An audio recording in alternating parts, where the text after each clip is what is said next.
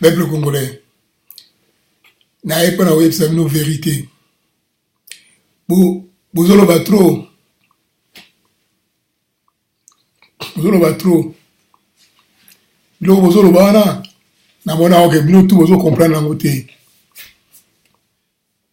Kabila ndenga zawana. Ata bo mimi akoboma bino. Po boza biloba loba. Ya pamba. Kokanga kanga pamba. Kambozo loba muta koma pembele kabila kozala te. Wana esi do sérieusement. On a étudié yango penza donc boza ko loba boza ba fainéa ba pere na musika bozo loba. Boko kopusa na pembeni te. Lobi na salaki vidéo nabaki président Kabila en campagne présidentielle et l'opposition freine les pieds et ya solo. On appelle ça qui conseil. Si vous avez conseil dans la tête, le 31 décembre, et donc moi aussi à la maison. Mais Kabila n'a pas préparé déjà campagne électorale.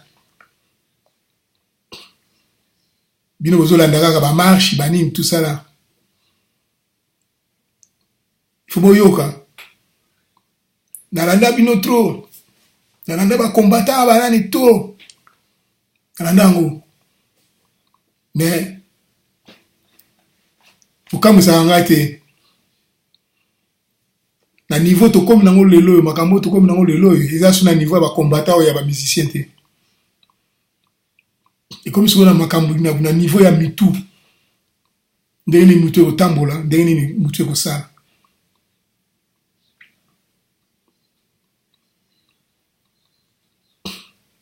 Na Congo, na moya lelo yo. Ya ba politiciens oyo baza na Congo na ba opposant na Congo. Bo ba ko sala face na Kabila bazate. Pazo mona ba yuma. Bazate Kabila a bien organisé. A touré pe na bateau yo bayebi politique. Bayebi ko fabriquer ko kosa bateau yo bango tout bazaki na rébellion. Bazana mitema makasi.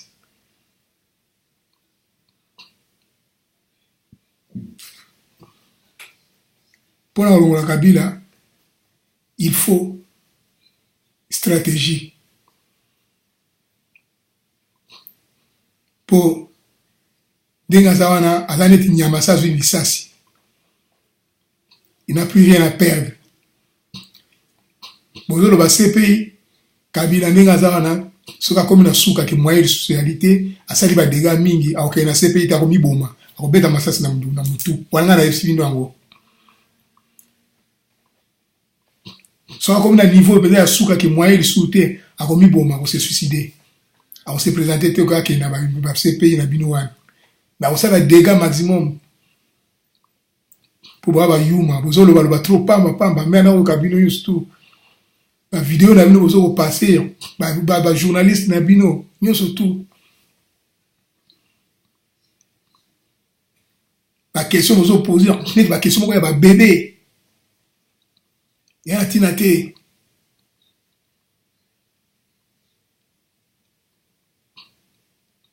so mono ngo ke na musika boko ta makabila musika bo baf yo moko journaliste bozo poser ba question tant omoni takomi ko loba allez okomi ko banga yo moko. Akokatelanga vidéo na ngai bakokatelanga vidéo sanctionner tout ça donc non pour combattre Kabila il faut de la guerrier ils appellent de la combattant ou bien résistant non guerrier si vous êtes guerrier donc c'est pas la peine si vous êtes combattant donc il va gagner dans la balabala pour être combattant balabala résistant gagner dans résistance il faut dans la Kisasa place moto ezopela la poto à résistant il faut que les places montent aux opéras.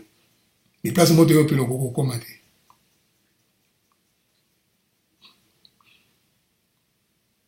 Christian Malanda, lui, il a Kisasa. Il y a Kisasa, tout le mouvement mon côté. A tout bien, il y a radio, il y a Motolora. Donc pesa lokola donc isokini ni radio motologana dans 2 minutes Kabila ko récupérer ngo. Bande kolanga ngai na sali 2 ans na bango na Zamba na yebi bango na tango bazo kota ngala na longwa na zana kata Zamba kuna.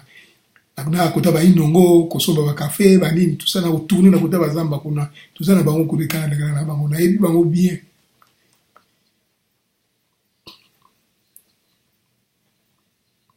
Soit qu'il y a un papa va récupérer. Va récupérer vite fait.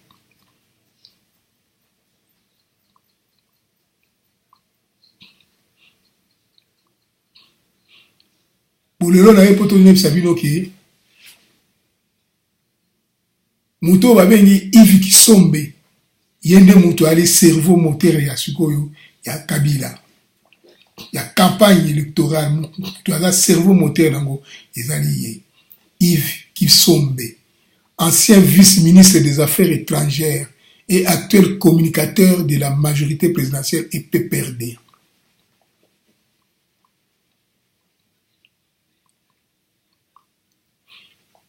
Tant que les opposants ont manifestation et que Simbate, pas côté campagne, pas stratégie à campagne, pas préparer campagne, pas yokate. Félix Yatika, le 31 décembre, bako kokate. Ata basango bakoti. Bako kokate. Bokanisi que parce que l'église est allée belé na Kisasa, basoda bako bloquer ba église na tout te Kabila na nini na avion. Boeing na Kisasa wana avion na ko musala monini. Butu yokota Tanzanie, butu yokota Zambie, yokoti nini Rwanda, yokoti Burundi, yokoti Uganda, ezokotsa ba soda. Un nombre yali ana mo besoin ya open nombre ba ko fournir yango. Vous comprendre te. Faut pas comprendre le temps on a solo. Non, il y a 160 églises à la Kinshasa. Les 160 églises à la Kinshasa, ils vont barricader en Bokomona. Ils vont bouger. Ils vont bouger. Et là, le régime, il y a Kana et Yanko. Yves Kissombe, qu'est-ce qu'il a dit? Précandidature pour les prochaines élections. Le travail de sélection a déjà commencé au PPRD. La CENI a débuté la clôture de l'opération d'enrôlement. Donc, ici, là. La loi électorale modifiée a été envoyée à Joseph Kabila pour promulgation. CENI Azokanga. Loi sur la table ya Kabila. Boboye bango bien que la loi wana loi moko ba sénateur balongola kango.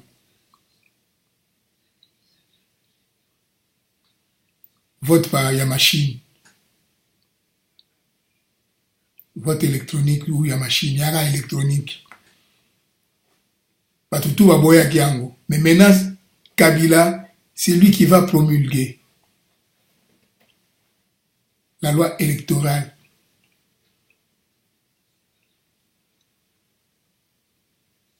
Et là, on est quoi empêcher Gatiango.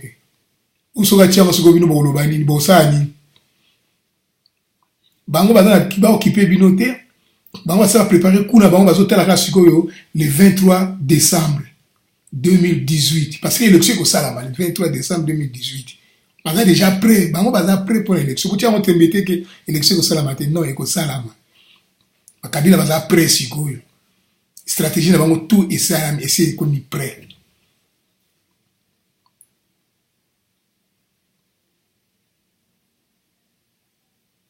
Seuil de représentativité, il y en a qui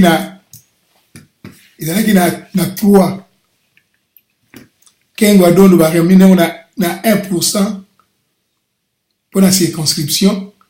Il faut dire qu'il y a 3 pour la nationale. Mais nous avons promulgué un aussi Kabila. C'est lui le cerveau, les responsables. Ako décidé que on a 3. Et que on a 3. Mais bon, là, on a 3. Bon, attends, vous savez, tout le monde, ça, on a. Bon, ça, ça, ça, ça, lingi. Caution $1000.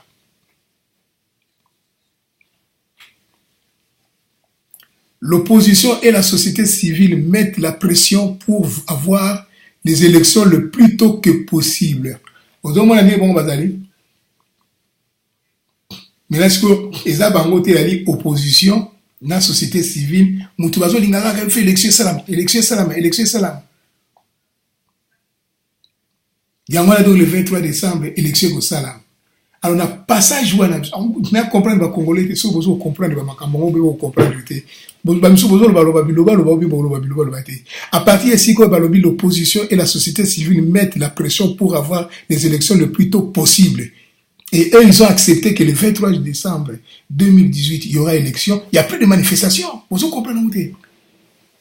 Manifestation, il y a le soutien, parce que vous avez élection. Bon, tout ça, tu élection le 23 décembre. Manifestation sur Yannick Bogosal. Voilà mon motif. Vous savez, analyse, vous comprenez mon dingeni.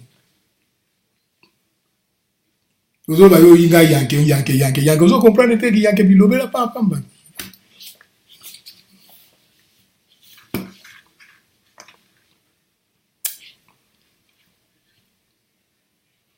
En plus, les journaux des citoyens braquent son projecteur sur les préparatifs des élections par le parti politique. Donc, tous les journalistes, Wana, Yves qui sont de Moutazo Lobango. Donc, Bango, on a la préparation. Il y a élection. Pendant que Félix a son bunda, pour la manifestation, mais si on a une manifestation, Kabila Okendete, Bandi on a besoin de peuple congolais, Ako Bimanaye, et Belé, tant qu'on a un soda, Bako Palangana. Bako Palangana, Bako Kate, va s'y porter maintenant, dès qu'il y a le 19 décembre, et Kaki, Bako Kima. Tout semblera à Nzambe. Cette fois-ci, le 31 décembre, va résister, va kangamutema, mais ce que va bimiga apona le 31. Comme on va dire que va vivre un taux du jour. Ah, donc il y a ma mingi, il y a ma mingi.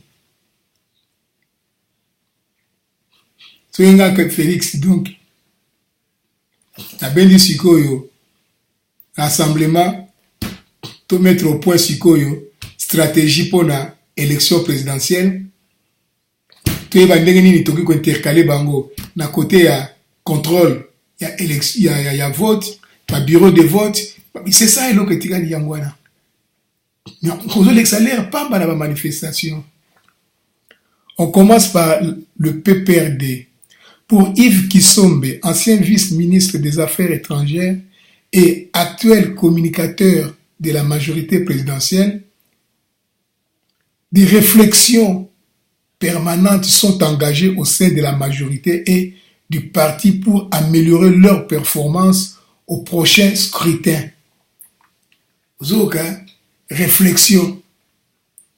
Pendant que Bino Ozo Bunda na manifestation, Bango Sikoyo, dans la réflexion. Réflexion l'obinine. Pour vous la bien, réflexion. Des réflexions permanentes. Permanentes. Des réflexions permanentes sont engagées.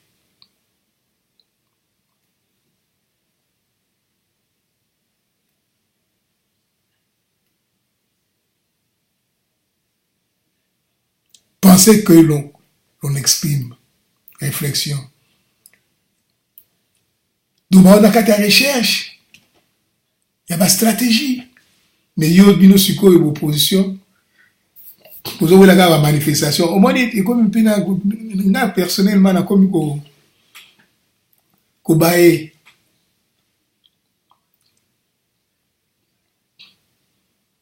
Bateau va qu'on mener bateau. Dans des mots, il y a bien, rien.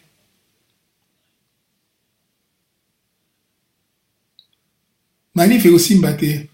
Bango va ce qu'on a réflexion permanente. Sont engagés au sein de la majorité et du parti pour améliorer leur performance. Au prochain scrutin, en tant que cadre du parti, nous sommes à la fois sur le terrain et dans les réflexions permanentes avec les stratégies de victoire. Nous sommes dans la stratégie à victoire. So victoire il faut échapper il va au sani. Bozo ba terme ou don na ziango pona ibsabina OK. Vidéo na sala ki lobby. Na kosa kité. Na sali recherche les sources na ko retrouver document oui. Pour voir que PPRD baza ko se préparer. Boka moité tango ba ko proclamer que bango mutu ba gagner. Boka mwangote.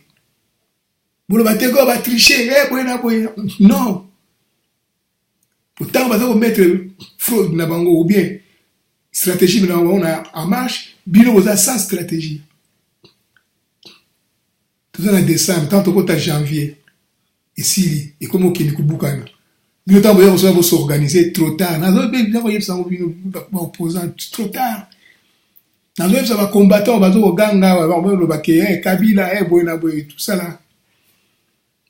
Ma TV, tout ça, c'est le moment, la télévision, sur quoi, pasteur Bobo, banani, pasteur Condé, Luka, sur quoi, la moussa va tout, à la moukana, sens, il y a préparation, il y a élection. Et là, comme ça, ils ont le sous-soutien, et là, comme ça, ils ont le soutien, Kabila, ils ont le soutien, bakei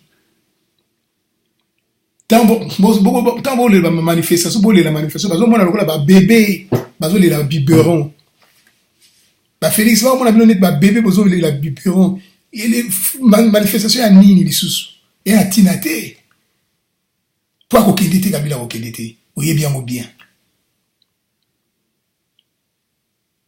mais ala kola zala mpali mbanda zolo bana bino na ukasate vie mbanda zo kosa bongo sala kola ko bon négliger non pour ça les rêves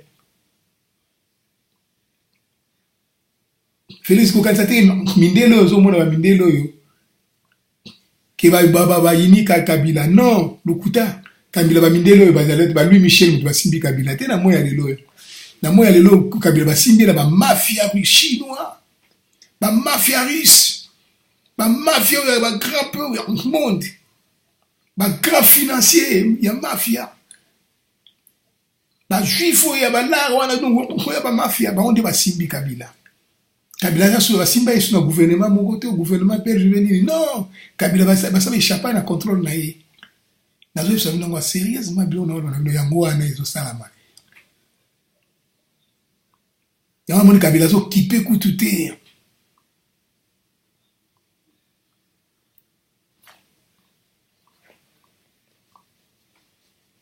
en tant que cadre du parti, nous sommes à la fois sur le terrain.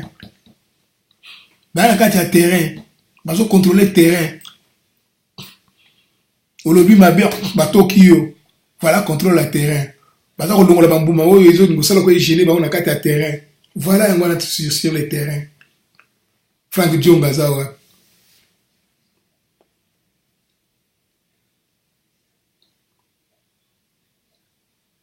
Frank John Bazar. Daniel Saf. Pas va récupérer, voilà terrain.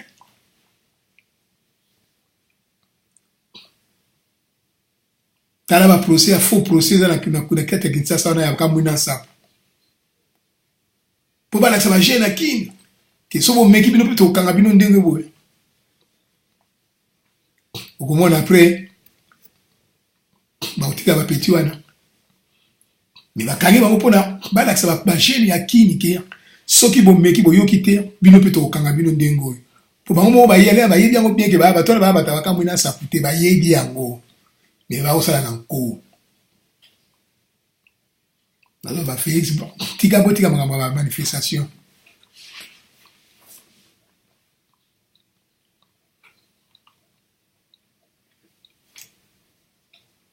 et puis pardon dans la réflexion permanente avec les stratégies de victoire pour améliorer nos performances. Les stratégies, Alvalobi.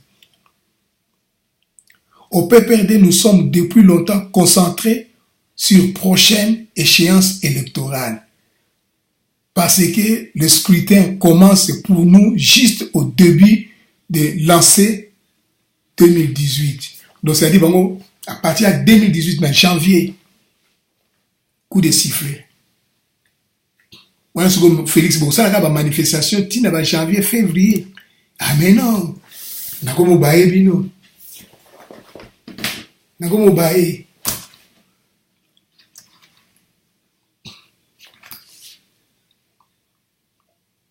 Si go ba intervenir ba commune ba changer si go donc to côté ce qu'on a quatre ya politique penza. La carte ya politique, il y a pas besoin que soit gang il y a besoin que soit ya politique, réflexion, réflexion, stratégie de la victoire. Il faut qu'on yoka. Ba vidéo tout dans nos la siko, dans nos team, dans on ça la juive adresse à bakuna ya wa ba IDPS, ba CNL, tout ça. Sur la salle vidéo dans nos team de la bango. Donc, so ba mayele pe patine de la bino. So boyo kinde na zolo bana bino te. Mawa mingi ya. Félix Boko Sutuka.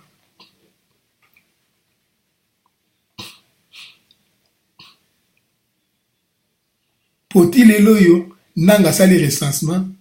Recensement ya nanga nanu asaleli yango ba stocker yango te na machine. Ils ont la clé USB. Nan ba sali ba rassembler en moyo stouté.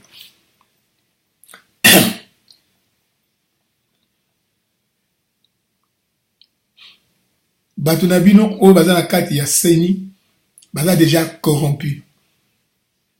Tenge bozana boza suna batu moko te ko bino ko tia motema. Alors maintenant c'est le moment. Il y a que s'organiser, il faut s'organiser dans des élections. Au niveau de la majorité présidentielle, pour être un peu plus long, plus large, il y a déjà la centrale électorale qui fonctionne, ce qui constitue la preuve que nous nous préparons en conséquence.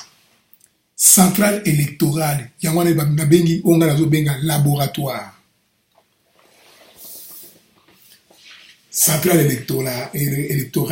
Il y a un laboratoire na bango et pas y baza ko spinisa ba makambu yango wana. Laboratoire yango wana. Bo Félix bino laboratoire na bino eza wapi? Centrale électorale na bino ezali wapi? Kamere. Bazaiba. Failu.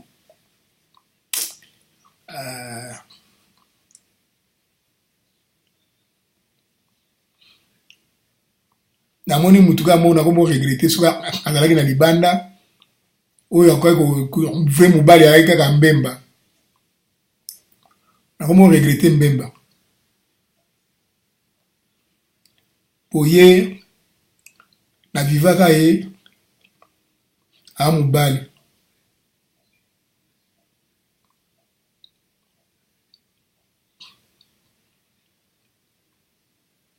boza na centrale électorale te boza ko wela ko sala ba manifestation ya pamba manifestation ko sala ni bola sa ba nani ba européen ba mona ki bo sala manifestation c'est pas la peine bo s'organiser sikoyo to ke lika l'élection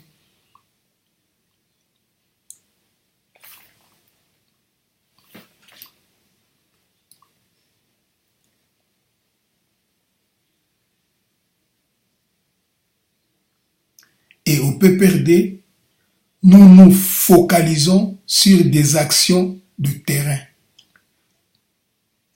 Et bien, on a terrain, on a terrain. Rien.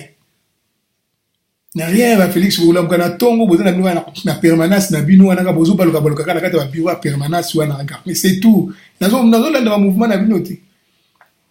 Bozo ki bimana bino na tongo buvanda na mutu moko ta ko kelene na zandu wana ko Félix akena azalaki na zandu ba zandu bukani ba yeko liamba Félix rien. O kabundu azalaki soki na wenza Simba Zigida akenoko soma biloko na wenza Simba Zigida bukani. C'est ba biloko ba stratégie yango wana. Dans l'entretemps profiter ko pesa ko expliquer la population ba histoire. Rien. Voilà centrale électorale te. Bino nyonso tout. Boza ko baluka. Si makaka ya Kabila Kolongwa, Kabila, mais ye Kabila zoko. A omoni ya kipaka bino te. Pas na équipe na ye bazo travailler pour na ye. Yaza bongo muke mais na bato bongo munene. Et si vous bougez bat na ye, ye moko suka bimeli bino suko ganga quartier. Si vous bougez ba ye moko aye. Moi na kola na maki. Donc ayi maki dengezali. Kala ba masa ya maki. Bazo dirige na denga kana et denga ba yankari donc pesa ba monte ba yuma pamba.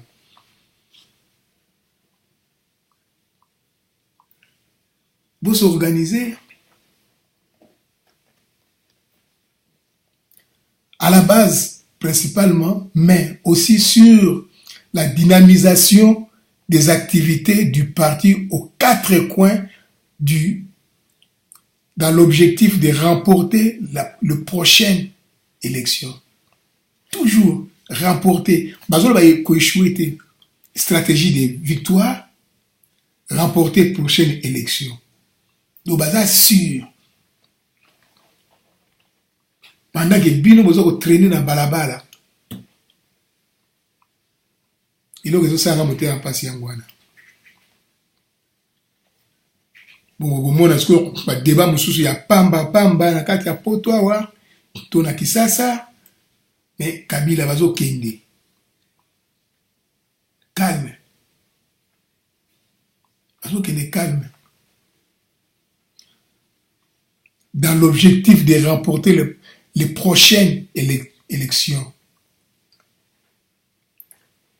Yves Kisombe affirme également que son parti travaille pour créer une dynamique afin d'avoir des pré-candidatures autant que possible, en stimulant également les jeunes à se préparer à être candidats. Moi, tant que ba jeune siko ba jeune siko ba kolanda côté oyo tricherie gozala parce que congolais azali mutu oyo akola na mayuya balinga mayuya tant bazo mona siko ke et Kabila za na force ala armée makamunyo surtout a comme des protecteurs na bango tous les jeunes. Au moins, il y a une stratégie. Mais si vous avez Félix, il y a une chose. Si vous continuez trop, vous avez un Charlot. Si vous avez un Charlot, vous avez une valeur montée dans la carte politique. C'est le moment où il faut changer de stratégie, Félix. Katumbi, Kamere, Bazavaïba, Faïlou, beaucoup moins radical. Bon, c'est ton. Vous faites un meeting. Mvemba na bazaïr kulelo komona oka kate mvemba ona bazaïr apesi meeting na bazaïr na kenengi na stade yobe ya Mbazangungu rien bozo baloka ka neti ba yanke moko boye mais vraiment nazo comprendre binoté non comprendre binoté bozo ba politicien te ba politicien ya beaucoup na livre na kata ndako ko bimana ba vidéo c'est tout c'est le moment yango ya kosala mouvement.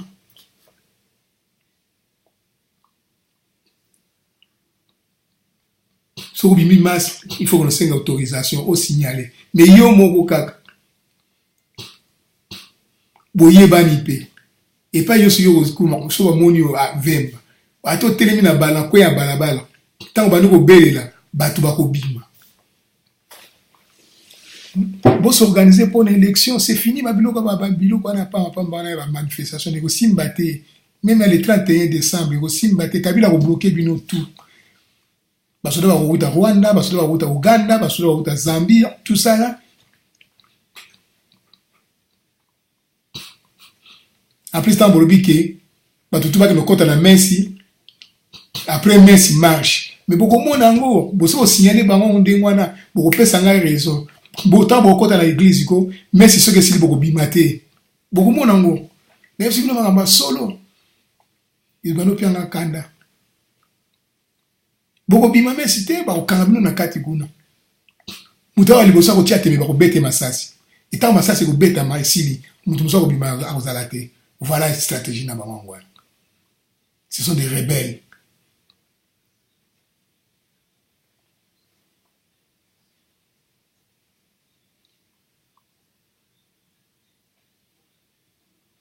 Le travail de sélection a déjà commencé jusqu'à la base.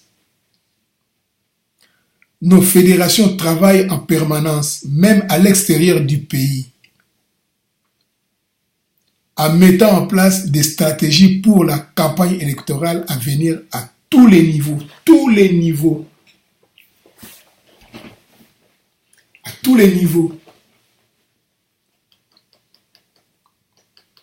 Provincial, régional, tous les niveaux. Communal. Bah, pour rafler, il va rafler en tout. En face, parce que mon ami ne boit rien. Pour boire, mon ami ne boit rien. Mais qui ne rien. Vous avez loba.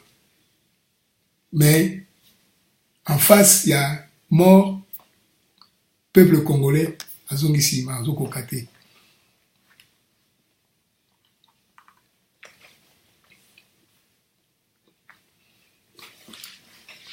Félix Boutika Biloba manifestation. Basango bako sabinote. Kokazate ko basango bazaye belé par l'église et belé bana ba chrétien wana ba kokana bango pekate. Basango bazaki na makamunyo surtout na maboko na dialogue bazaki na maboko. Pona ni bakana ozongo silango Kabila. Il fallait bazongo silango Kabila te. Il fallait pas qu'on brouillon na bango ce qui n'est pas to sisi makambute donc brouillon na biso to pesa binote voilà il a qui point qui sigawana bino ko pesa Kabila ke 1% tigali asili sango vous allez na cop sigo moni bisika to komi beaucoup de mosala ko la sko bo se racheter par une abso peuple mais non bo sala ki mabe o ti biso na difficulté sigo to ko ka bimisa so na difficulté on a te botika makelele. Est-ce que beaucoup de ganga, est-ce que tout le monde dit basango baza pour biso? Non, lokuta. Il fallait pas couper sa Kabila qui a atteint na 1%. Erreur moko wana na pardonnera basango te ngai esika wana. Na pardonnera bango te. Si vous passez à quoi non, wana ya kosaka na batu. Ngana ndenge na yebeli Kabila, c'est fini.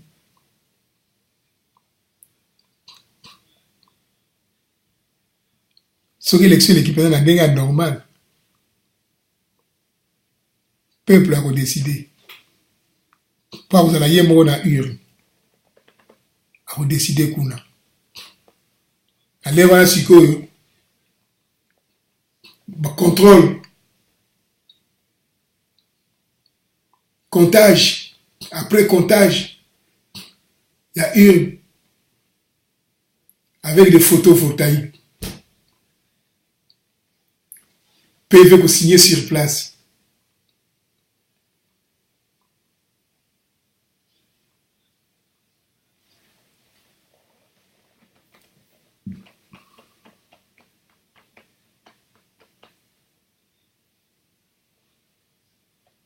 Nous devons emporter les élections et nous avons cette ambition. faut moi le terme pas qu'on utiliser ambition, performance. Nous filtrons déjà à tous ceux qui pourront éventuellement être retenus comme candidats.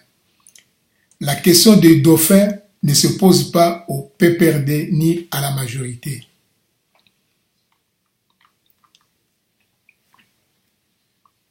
Tout ce que nous pouvons dire, nous aurons des candidats à tous les niveaux.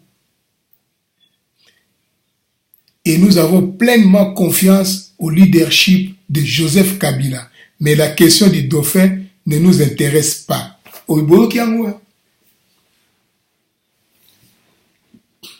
Achi bouteille, achi bouchon. Bouchon wana Kabila.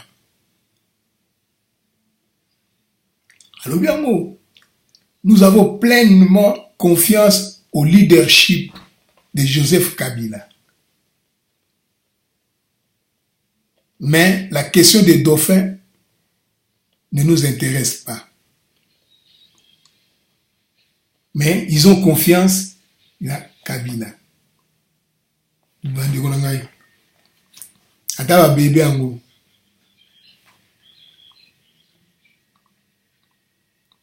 C'est-à-dire, le président au passé, Kabila Obima, premier ministre, parce à leadership. Donc, c'est-à-dire qu'il y a président, il y a PPRD. En tant que président, il y a PPRD. À quoi faire partie à ministre, premier ministre, ou ministre de la Défense. Pas poste au Kabila Simbangwana. Premier ministre ou ministre de la Défense. Comme à Kolingaotik amène à l'armée, dans la police, le prochain gouvernement, président Kozala, mais Kabila Simba, ministre de la Défense. Il y a toujours un commandement et armée. C'est simple à comprendre.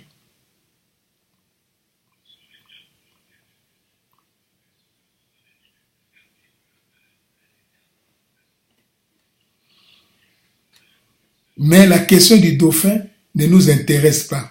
Donc, pourquoi le problème du dauphin est intéressé par nous? Mais il faut pas présenter candidat au présidence de la République.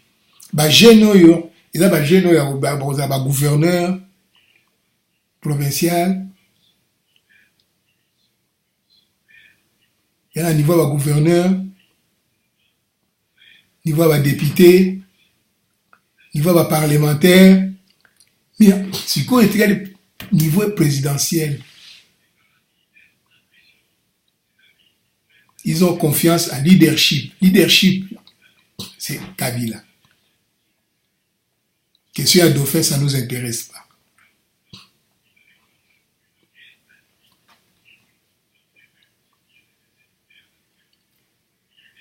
Jocelyn Lomba.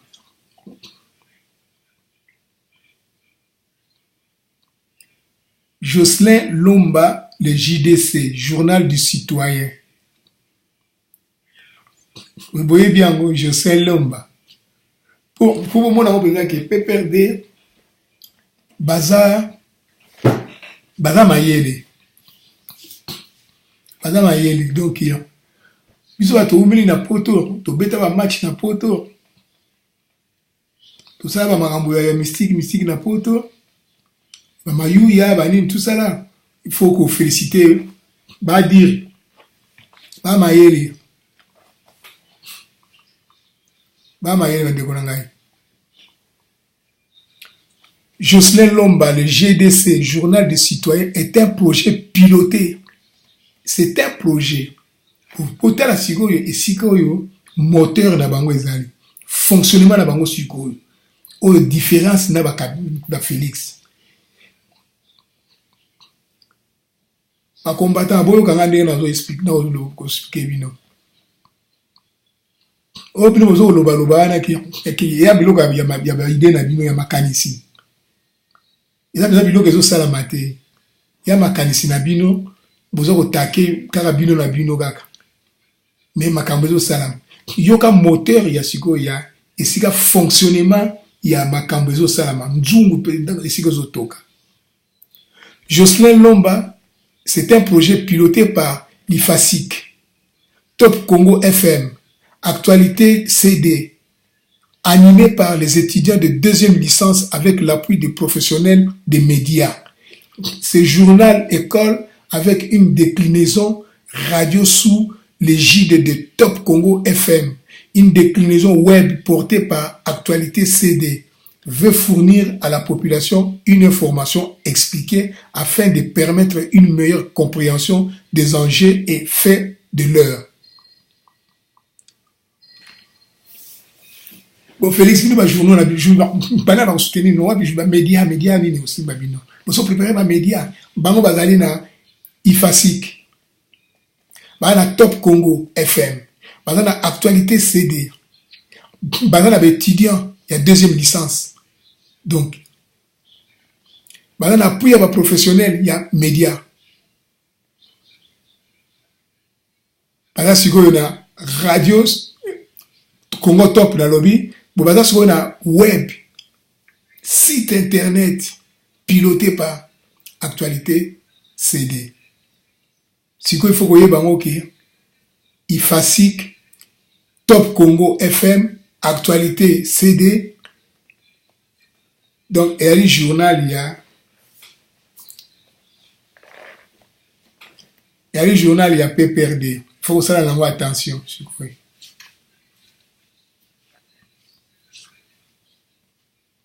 Bobino Siko, il s'organiser d'engeni. Où est là le solo dans le pays? Non, je vais expliquer. Babilo comme sous, au tanga na bio, bamingi batanga kiango.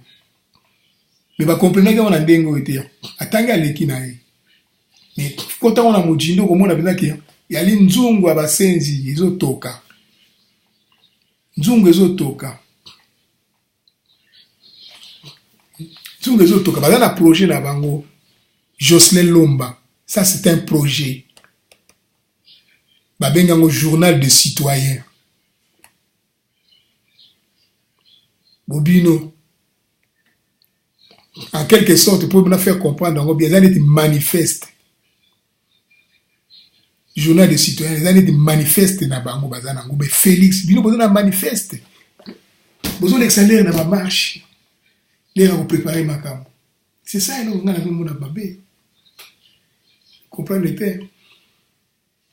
Si autant là le babou Félix à un moment là qui tata na yaki politicien qui est donc à mon avis beaucoup pas donc maintenant on peut se baider na lobino teke na politicien ko le kayo mais nazo mona berrer na o mona bo lembu na tindi ko makasi bino tu wana ba caméra ba nini bozo là il faut ba yanke pas côté la bino na ba yanke tout ba combattant bo ba yanke bo revêter bola musabato yo na bambilo mo ya pa bozo ba bola musabato po yo koma wana te ata o gangi ato fini bango li bango ka mutu baza ba côté wana bango mutu baza près wana yo poko mesika na distance ya mulai na bango mutu baza pembeni na to pesa ka ba conseil ba nini ko ça lavage de cerveau, lavage d'esprit, tout ça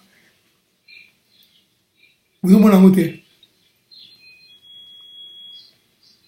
vient banda koti ati mutu boye mutu nyoso ko mo takeye mutu nyoso ko mo créer ba makambo ko ali bazo bozo lukasko ke obi msanga mo bulu entre mbanda na ba Félix na ba nani nazo landa bino babilo msuku tumbanda mtazo ba Félix bazo bana bango angote lobi na pesa ki mbanda raison na ndenge ke tanga batuna ki yeke oyoka ki ba réponse yo Félix a pesa ki tango Eliezer atuna ki au moins ni sagesse ya mokolo alobi te journaliste mutapoza ki question mabe ye pe lokola aza politicien ya moke soki ayaki vrai politicien ngana bakezila na kone ko réfléchir ango mbala moko s'emporter pe nango yali journaliste mutakosa ki ye omoni vient sagesse à comprendre.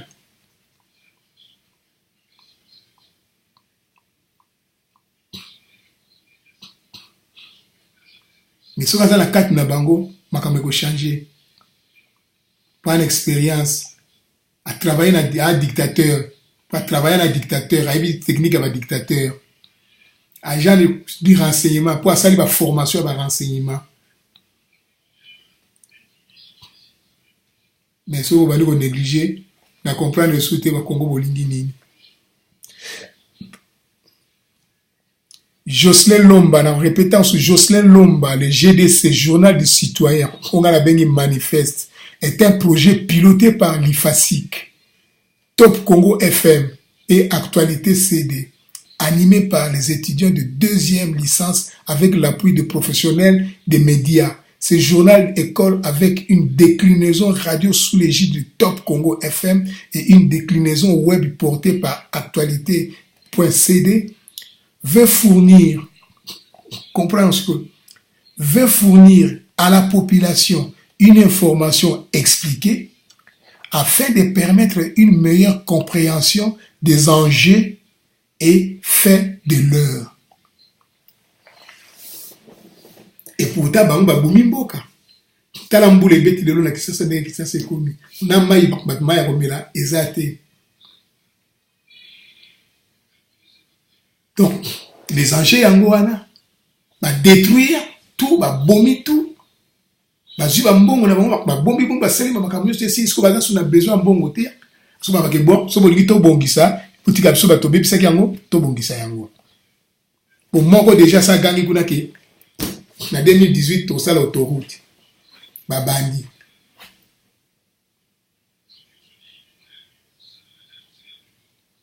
Et Congolais zoba Arondimanae. Voilà importance. Il y a texte oyo. On va faire comprendre le bino. Point oyo. Qui peut perdre. Aza ko se préparer. Azali prêt. Montage ya makamone nyo surtout. Ezali. On va roder en moto. Et il y a un projet na bango qui s'appelle Jocelyn Lomba. Jocelyn Lomba, le GDC, Journal des citoyens. Manifeste na bango yango wana. Constitution na bango yango wana. Ce que bozo yebate. Constitution na bango yango wana. Il suffit référendum quelque côte à bas, bah bimisi yango comme constitution. Bozo ça la recherche était. C'est fatigant. Congolais est fatigant. Congolais ni biloba loba ya pamba, koloba makamba pamba donc c'est tout. Na ba journaliste ko poser la question ya pamba. Lobi na omoni ba journaliste ba poser mbanda ba question mo ya ba bébé. Na pasteur Bobo a posé la question, on était banamiqué, donc mais voilà la question à poser. Les journalistes ont posé la question pour Bimsa Souba Zizani, on créé la Zizani, on a la question pour pas vous sauter en gros. Tout ça, c'est sérieux, c'est quoi? On a posé vieux la question, on a pamba. Comment il y a des choses à Boya qui est bango, à Zongeli bango, à Nipsala, et problème nous, il y a des rapides. Vous poser la question pamba tina te vous poser wana heureusement que via la pa Kemba a répondre bien ça honte akendeli bango pamba take na 7 questions na yende ngala biso bandimi 7 points de vue wana azana bango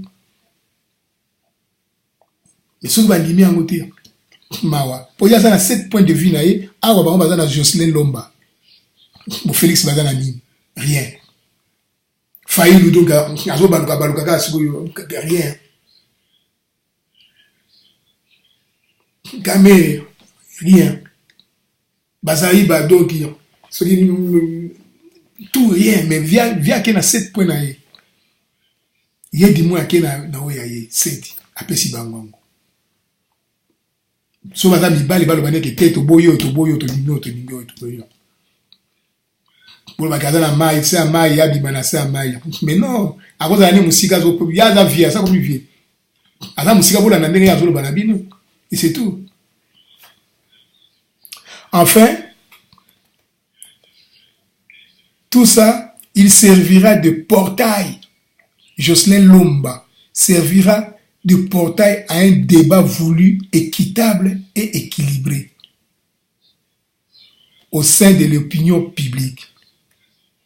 Débat voulu.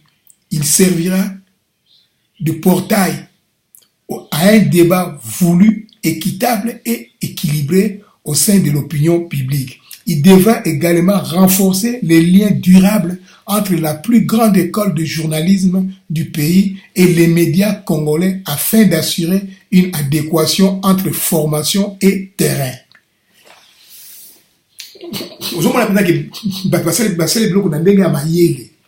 Malgré bazo tricher banitza mais bongo ezosala. Bongo ezosala. Et puis nous avons la manifestation.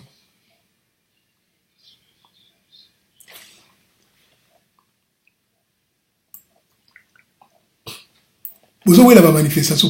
Pour que la manifestation, puis bon, et le mot que salama et que simba aux athées. Alors, nous surtout oyo Ivis qui sombe à lobby. Ngai na retenir point na retenir terme oyo est très fort na kati ya makambo ya lobby. Na retenir réflexion. Abi réflexion est dans la kati.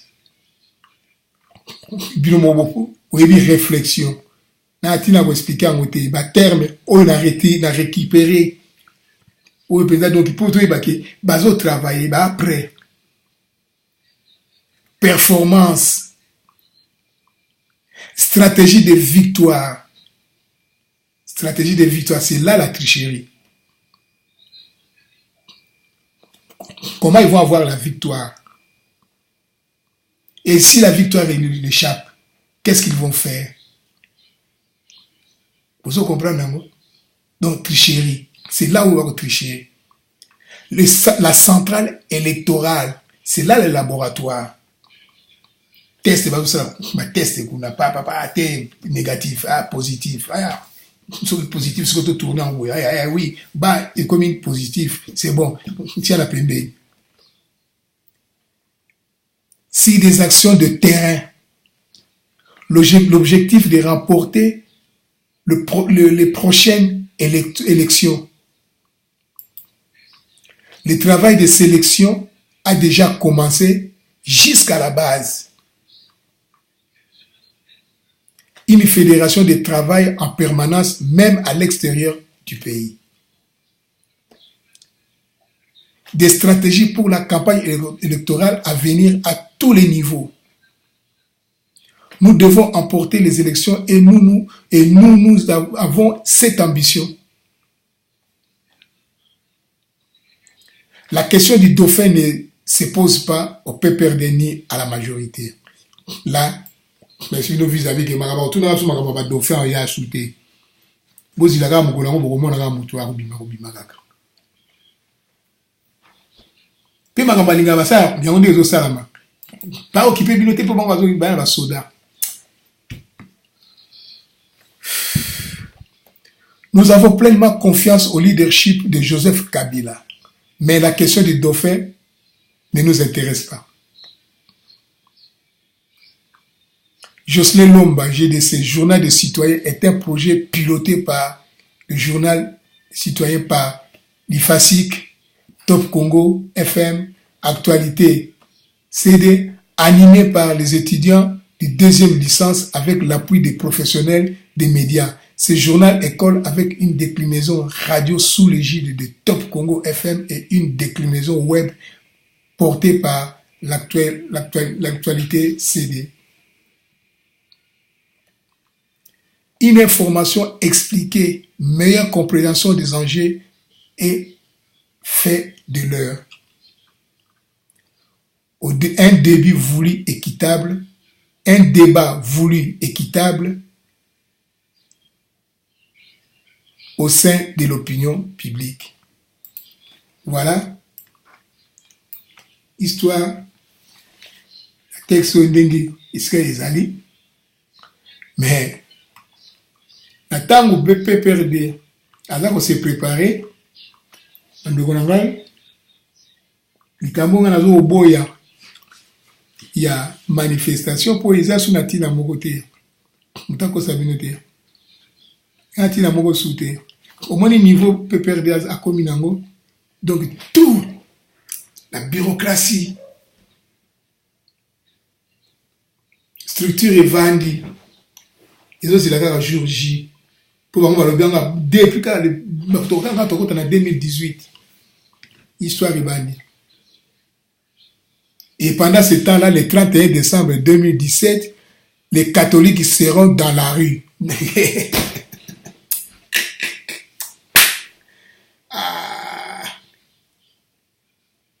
Le 31 décembre, dans la rue pour nous s'assurer. Pour nous s'assurer.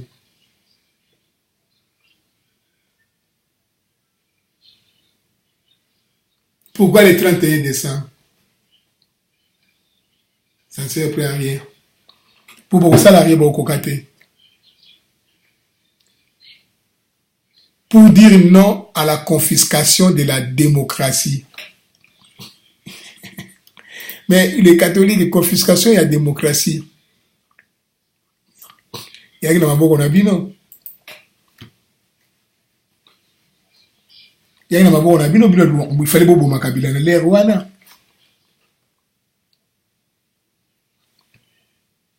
C'est fini.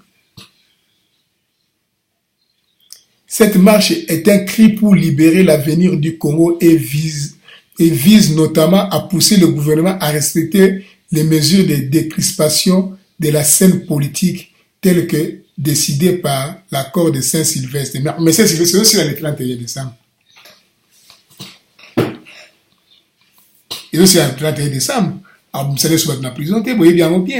Quand vous avez maquillé la pamboy, on commence à se fatiguer de vous. Encore le 31 décembre, c'est fini. On n'en parle plus. On va dans la Jocelyn.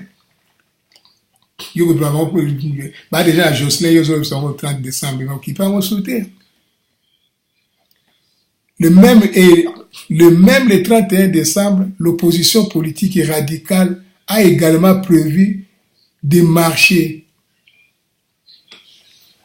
Même le 31, il dépasse pas le vie, il passe dans la balabala.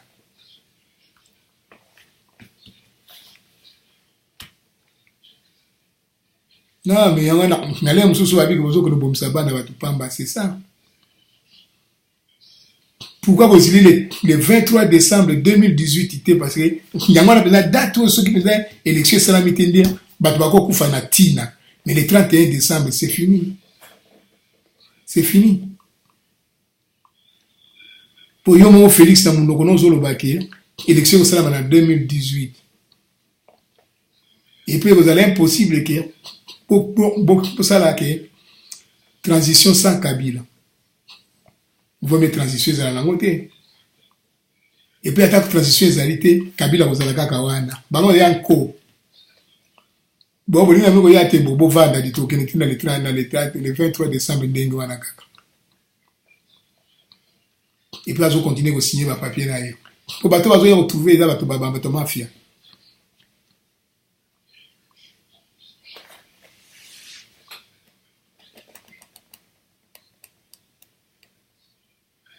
Est-ce que les autorités et les autorités ne pourront probablement pas autoriser ces manifs croisés? Église catholique, IEDPS, Bazaï Bapé, qui a appuyé l'Église catholique. Jour où la manifestation, vous avez moins belé. Congo en marche lance la campagne aussi. Départ Kabila, c'est maintenant qu'ils doivent partir. À retracer un tableau très sombre de la situation politique, économique, sécuritaire en RDC. Un an après la signature de l'accord de Saint-Sylvestre, le peuple congolais se prépare pour un assaut final le 31 décembre 2017. C'est ça, il ne faut pas dire ça. Koloba ngonde mwana te qui prépare un assaut final parce que il simba.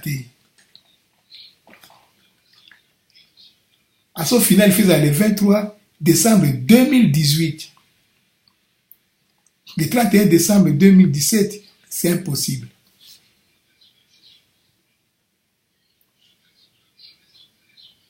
Impossible. Et a par ailleurs demandé aux forces de sécurité d'utiliser leurs armes pour sécuriser le peuple au lieu de le tuer. Et ils s'en foutent. Ils s'en foutent.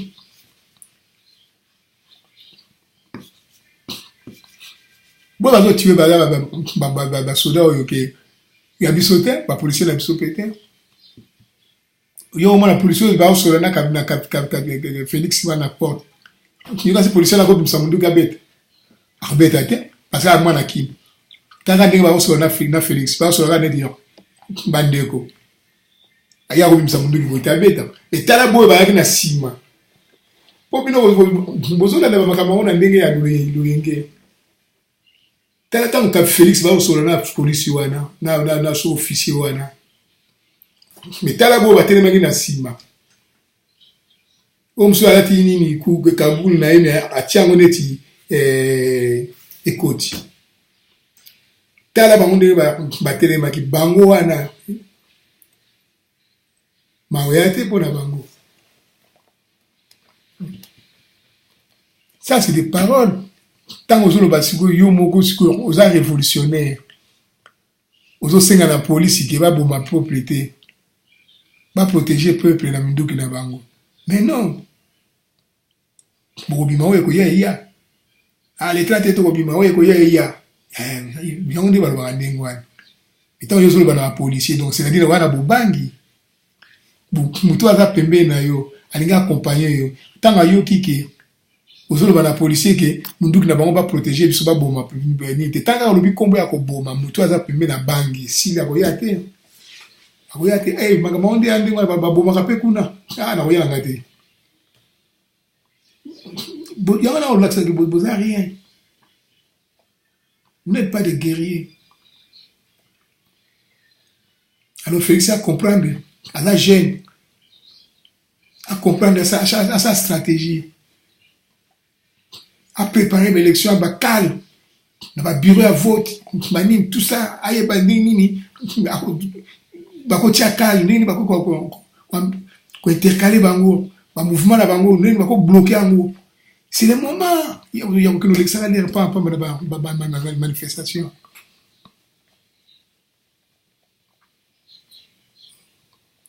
C'est Meda Kakolongo. Meda, mon cher, courage quoi. Mais il est qui au situation est à un niveau noté. Il y a la volonté on a mais au compter la nane. Le pouvoir en place a prouvé ses limites, étant donné que le pouvoir en place a montré sa volonté de ne pas nous amener aux élections en sabotant l'accord de Saint-Sylvestre. Le 1er janvier 2018, toutes les institutions tomberont caduques. Et ce qui est tombé caduque, bon, il y a un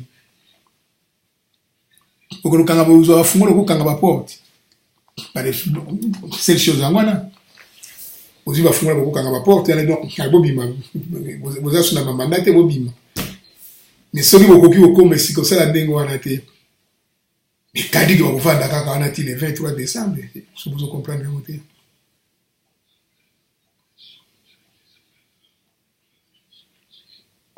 Beaucoup changé de stratégie. Besoin de faire beaucoup de choses dans les réseaux cyber. Beaucoup changé de stratégie.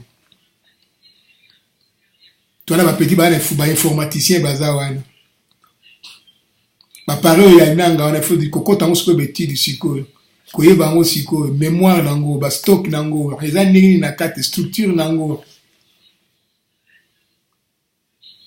Ba puce nango. Comment on peut changer de puce? C'est ça. Mais là, il faut que ça là. Il y a soit bloc à manifestation, il pour y simbater.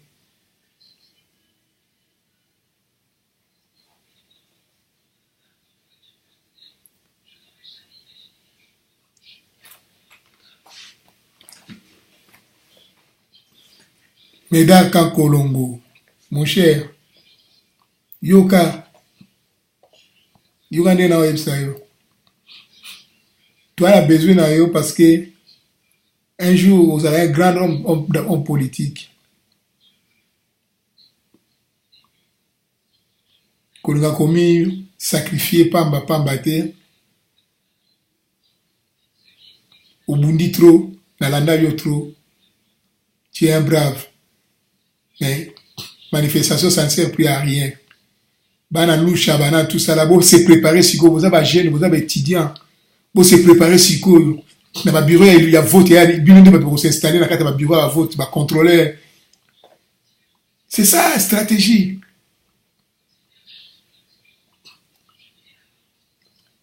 Tant que opposant va préparer, va contrôleur na bango, il y a élection. Binonde va tout bana loucha, bana nani, tout ça. Binonde va contrôler nous. Mais comme il va dédoublement les alliés si quoi, tu vois, il va te sur loucha nini, tout ça là. Et vrai loucha, il va bien magak.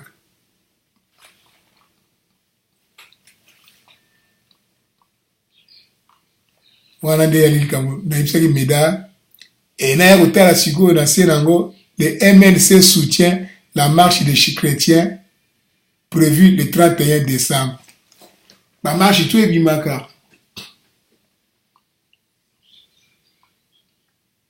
Dilo MLC alobi ke akosoutenir yango akosoutenir yango na ndenge nini. Leo bamakama marche c'est baby okoya kosoutenir mpo so yo okoyonde nani.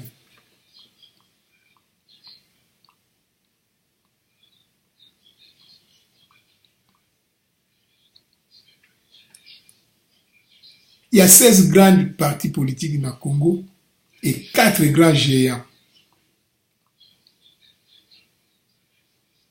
3 il y a opposition. 1, il y a majorité PPRD. Mais les 3 wana, ceux qui parlent dans Buzoba, tous les restes, à Buzoba. Parce que les 3 wana, dès que au moins 75%, il y a ma population dans le territoire congolais. IDPS, MLC, INC. Mais bon, même si vous avez et kokeli, pour tirer avec la manifestation, il y a sango basala ishuaki.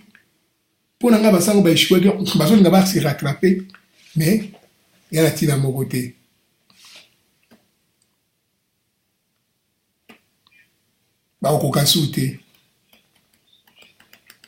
Le mouvement de la libération du Congo appelle les Congolais à battre le pavé le 31 décembre pour exiger l'application intégrale de l'accord de Saint-Sylvestre et au bout du chemin, l'alternance au sommet de l'État. Mais, accord est social. Accord est ceci là. Si vous le 23 décembre 2018, si vous avez un seuil de représentativité, bon, parce que vous avez indépendant, vous avez un parti politique, un petit parti, et comme pas une c'est ça l'opération, vous avez ça là, opération, vous souvenez beaucoup ça, les alités. Vous avez un petit parti, vous avez une indépendance, tout n'est pas une avion, parce que l'indépendance, c'est 1% en été. C'est le moment où nous avons signé l'accord. Bizarre, hein? La fin de Djongo, la makala, va vous mater. Va Djomi Ndongala, va vous mater. Surtout, situation est changée de place. Tu as oublié ça, bango.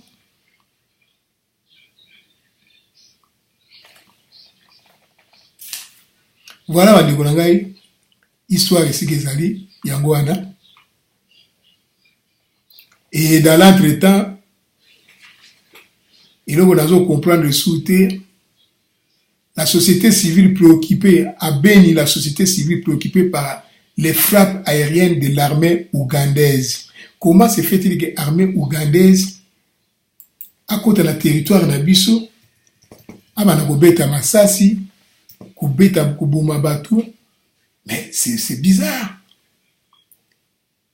Na okenango loin te maintenant na keka na musika te. La société civile de Beni a mis samedi 23 décembre des craintes face à l'intervention de l'armée ougandaise sur le sol congolais. L'IPDF a effectué la veille des frappes aériennes contre les positions des rebelles ougandais de ADF au nord-est de Beni. Mais ce qui va y va localiser les soldats wana. Pourquoi? Bon, on a combat terre. Avion, ça sert à quoi? Donc, ces gens-là, ils sont plus forts qu'eux, plus nombreux qu'eux. Et puis, les soldats congolais, africains, les avions, vont retirer sur la population.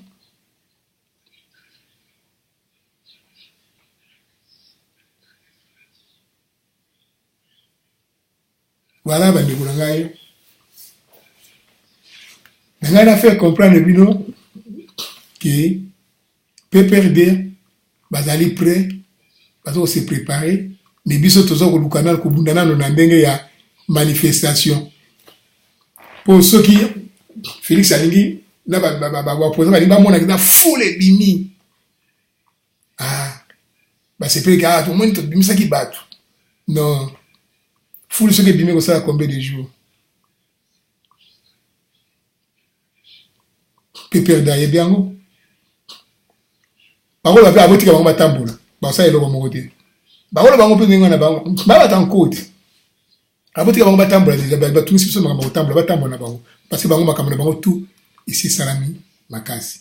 Et là on a dit qu'à bon retenir que PPRD a là siko na constitution na ye qui s'appelle Jocelyn Lomba, journal des citoyens. Que on a la donc constitution à Bango est un projet piloté, c'est un projet à Bango. Donc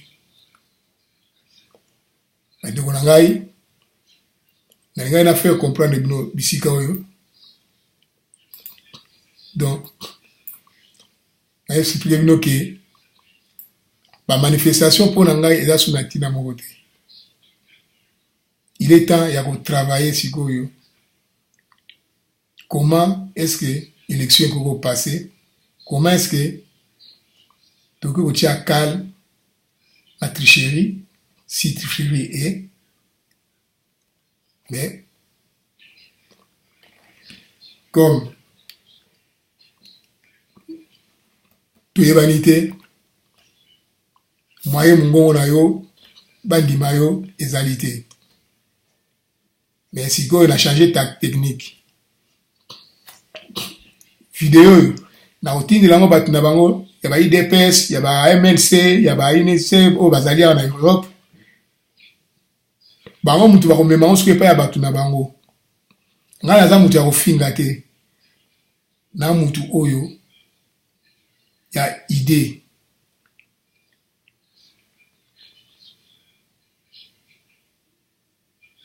muteme zo sala pasi mais musika ya mboka tosokotaki epai boye bamakambo esi esalami epai boye so okei na mboka lisusu okende obunda sikoyo physiquement na mboka eza neti perte tout osalaki eza perte biso tokokende tokokota na mboka en tant que ba-entrepreneur en tant que ba-créateur d'entreprise. Créateur, il y a ma structure scolaire de formation à AFPA pour que ce soit jeune mingi baza pour la classe de niveau exacté pour remettre le bon à niveau pour que ça pour travailler faire pour ça soit main d'œuvre na yango na ba esprit to yango to kabola na bango mais bayoka pour l'anglero na suki wana ingeta de barasimaso na moni sur comment ya bien to discuter ango ngai na sala ka biloko yo pona mbongo te mutu nyonso akozwango apanza ngo ndenge ngo panza a utiliser ngo ndenge ngo utiliser mais l'essentiel na ngai peuple ayoka ba homme politique na biso bayoka idée na ngai ya nini nazosala yango mpona mboka eza na pasi na ninga mboka ebima na pasi nazosala yango mpona baintere moko te ochange titre osala nini je m'en fous etali ngai te ingeta